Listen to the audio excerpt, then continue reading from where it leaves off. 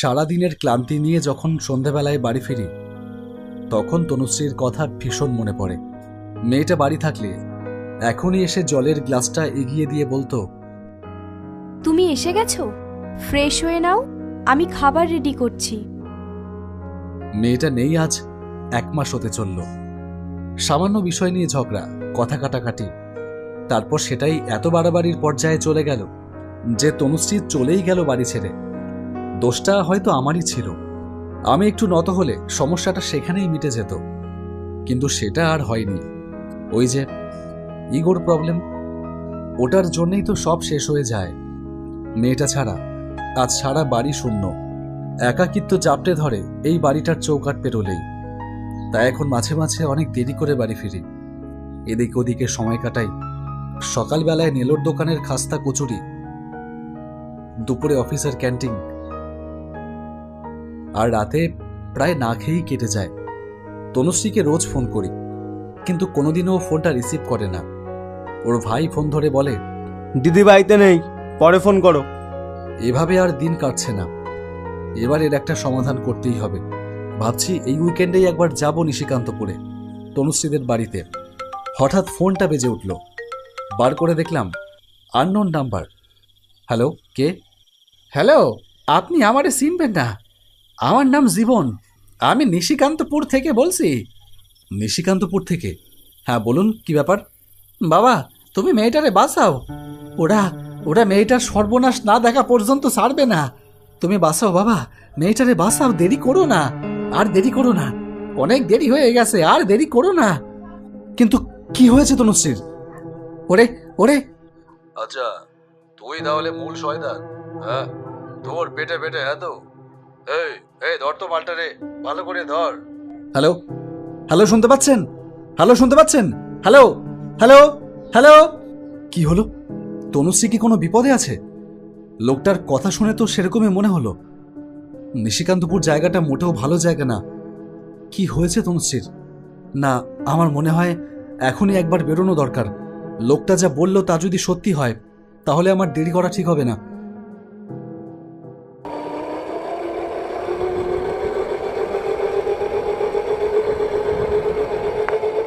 দেরি না করে বেরিয়ে পড়লাম। রাত 8টা বাজে। নিশিকান্তপুর যেতে হলে হাবড়া স্টেশনে নেমে সেখান থেকে অটো নিতে হয়। এত রাতে সেই পথ খুব একটা আরামদায়ক নয়। দেরি হলেই দুর্ভোগের আর শেষ থাকবে না। দাদা, একটু জোরে চালান না, 8টা 15 ট্রেনটা ধরতেই হবে।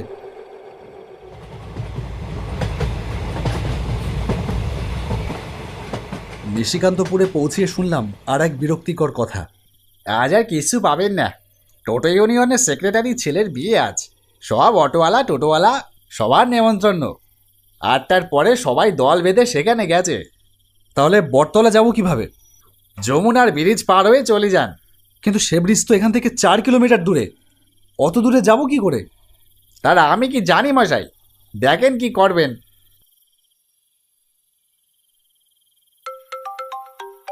পকেটে ফোনটা বেজে উঠল। বার করে দেখলাম আবার সেই আননোন নাম্বারের ফোন। বাবা, তুমি নদীর পাড়ে চলে আসো, আমি তোমার জন্য নৌকো এনে দাঁড়িয়ে আছি। Hello hello. লোকটা কি করে জানলো যে আমি এসে গেছি? যাকে আন্দাজ করেছে হয়তো, হয়তো সে নিশ্চিত ছিল যে আমি আসবই। এখনো তো ভাবার সময় নেই, তাই জোরে পা চালালাম নদীর ঘাটের দিকে।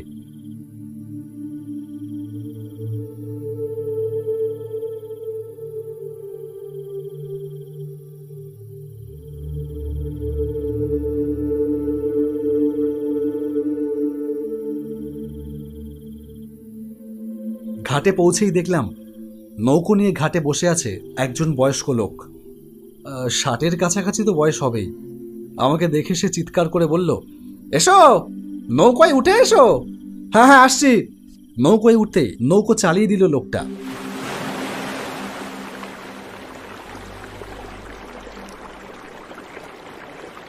আমি উদগ্রীব হয়ে বললাম, কি হয়েছে? মেয়েটারে জোর করে বিয়ে দিয়ে দিচ্ছে, আজ রাতেই তার সমস্ত বন্দোবস্ত পাকা করে রেখেছে। তুমি যাও বাবা, গিয়ে যেভাবেই হোক মেয়েটারে বাঁচাও। জোর করে বিয়ে দিচ্ছে মানে? এটা কি কোনো ছেলে খেলা নাকি? আইন কানুন বলে কিছু নেই? আইন? এই নিশিকান্তপুরে অনাদি রায়ের আইন চলে বাবা। অনাদি রায়ের ইশারায় এই নিশিকান্তপুরের গাছের পাতা নড়ে। সেই অনাদি রায়ের নজর পড়েছে ওই মেয়ের উপর। তুমি গিয়ে ওরে বাঁচাও। আমি আর ওর বাবা মা, ওরা তো ভয় পায় ওই অনাদি রায় রে। ওরা পেরানের ভয়ে সব মেনে নিচ্ছে। প্রতিবাদ করলেই জানে মেরে দিয়ে এই নদীর জলে ভাসায় দেবে, এই নদীর জলে। কিন্তু আমি একা গিয়ে কি করব? আমি কি পারবো তাদের সবার সাথে লড়াই করে তনুশ্রীকে ফিরিয়ে আনতে? এটা তো কোনো সিনেমা নয়, আর আমিও তো কোনো হিরো নই। তুমি একাই পারবে। শোনো কি করবে, আমি তোমাকে শিখিয়ে দিচ্ছি। নদীর পাড়ে ওই অনাদি রায়ের একটা বাগান বাড়ি আছে। সেখানে অনাদি রায় আর তার লোকজন তনুশ্রী মায়েরে আটকে রেখেছে। ওরা সবাই মিলে এখন গেছে বিয়ের জোগাড় যন্ত্র করতে। সেখানে এখন কেউ নেই। এই সুযোগে তুমি মেয়েটারে নিয়ে পালাই আসো। আমি নদীর পাড়ে তোমাদের জন্য অপেক্ষা করব।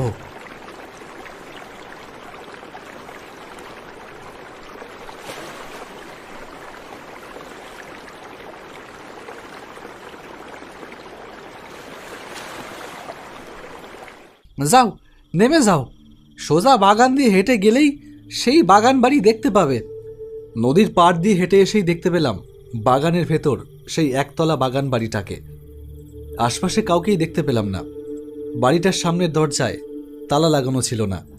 দরজা খুলে ভেতরে ঢুকতেই দেখতে পেলাম তনুশ্রীকে। আমাকে দেখেই তনুশ্রী, নির্মল! ব্যাস ব্যাস হয়েছে, চলো তাড়াতাড়ি। কোন দিকে যাব? নদীর পাড়ে। নদীর পাড়ে? নদীর পাড়ে এখন তো কোনো নৌকা নেই। নদী পার হব কি করে? কেন, মাঝি আছে তো। তোমাদের এখানে একজন ভালো লোক আছে, তিনি তো আমাকে ফোন করেছিল। তার জন্যই আমি এখানে এসেছি। কার কথা বলছো তুমি? চলো না, গেলেই দেখতে পাবে। আর এখানে বেশিক্ষণ দাঁড়ানো ঠিক হবে না। চলো, গেলেই দেখতে পাবে। লোকটা নৌকো নিয়ে আমাদের জন্য নদীর ঘাটে অপেক্ষা করছে। নদীর পাড়ে এসে সেই মাঝিকে দেখেই তনুশ্রী বলে উঠল, জীবন দাদু, তুমি তুমি ঠিক আছো? হ্যাঁ রে, আমি ঠিকই আছি। নে আয় দেখি, তাড়াতাড়ি উঠে আয়। তোদের নামিয়ে দিয়ে আমাকে আবার অনেক দূর যেতে হবে রে।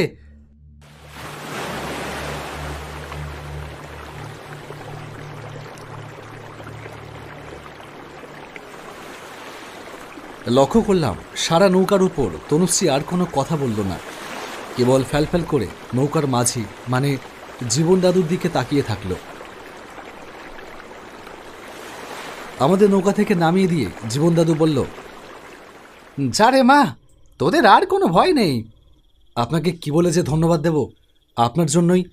আমার জন্য কিছু না রে বাবা, সবই ওপরওয়ালার ইচ্ছে। যাও যাও, তোমরা তাড়াতাড়ি বাড়ি ফিরে যাও আর সুখে ঘর সংসার করো। বাড়ি ফিরলাম তনুশ্রীকে নিয়ে। কিন্তু বাড়িতে ফিরেও তনুশ্রী কেমন থম মেরে বসে থাকলো। আমি জিজ্ঞেস করলাম, তনুশ্রী কি হয়েছে? এখনো কি রাগ পুষে রেখেছো? না না, তার জন্য না। আসলে আমি ভাবছি একটা অন্য কথা। কি কথা? জীবন দাদুকে আজকে ওরা ভীষণ মার মেরেছে। তাতেই জীবন দাদুর বেঁচে থাকার কথাই না। কিন্তু জীবন দাদুকে আমি পুরোপুরি সুস্থ দেখলাম। এটা কিভাবে সম্ভব? আমি কিছুতেই বুঝে পেলাম না। তেমন কিছু হয়নি হয়তো, তবে লোকটা কিন্তু ভীষণ ভালো। উনি না থাকলে আজকে হয়তো তোমাকে অন্য কারো বউ হয়ে যেতে হতো। পরদিন সকালে অফিসে কাজের ফাঁকে একটু ফোন ঘাঁটছিলাম। হঠাৎ একটা অনলাইন নিউজ সামনে চলে আসে। কাল রাতে একটা ক্ষতবিক্ষত মৃত শরীর ভেসে উঠেছে নিশিকান্তপুরের নদীতে। তাতে যে ছবিটা দেওয়া রয়েছে সেটার দিকে চোখ পড়তেই আমি চমকে উঠলাম। কাল রাতের সেই বৃদ্ধ লোকটার ছবি। জীবন দাদু, তার মানে তনুশ্রীর কথাই ঠিক। জীবন দাদু কাল মারা গেছে, এবং তা আমার সাথে দেখা হবার অনেক আগেই। সে যখন প্রথমবার আমাকে ফোন করেছিল সেই সময়টার কথা মনে পড়ল। তার মানে ওরা তাকে মেরে নদীতে ভাসিয়ে দিয়েছে। আমাকে যে নদী পার করলো সে জীবন দাদুর অশরীরী আত্মা। থ হয়ে বসে থাকলাম, হাত পা ঠান্ডা হয়ে আসছে। এরকমটাও ঘটে, এইরকমটাও ঘটতে পারে।